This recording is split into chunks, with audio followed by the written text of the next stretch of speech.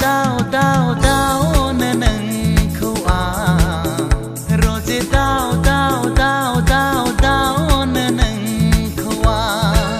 nên nâng này chiu nên nâng này chiu nên nâng này chiu ô sẽ chiu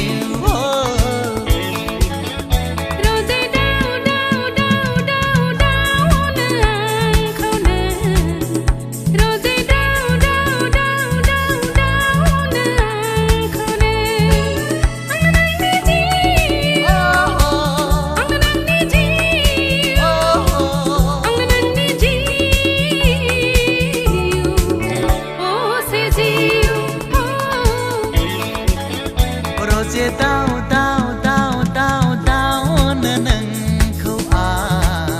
rồi chỉ đau nên nâng khâu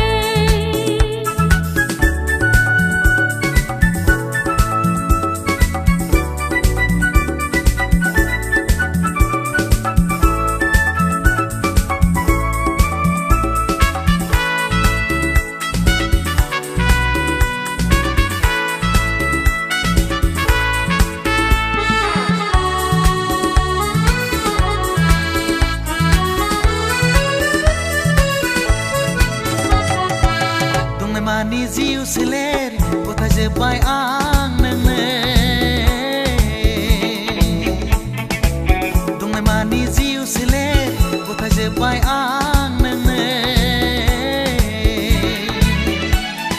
ang nang ko thei bla be bao ne hanai no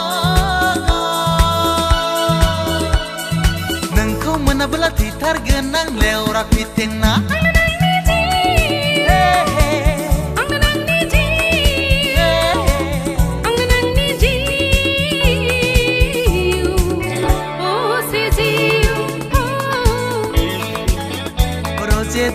đau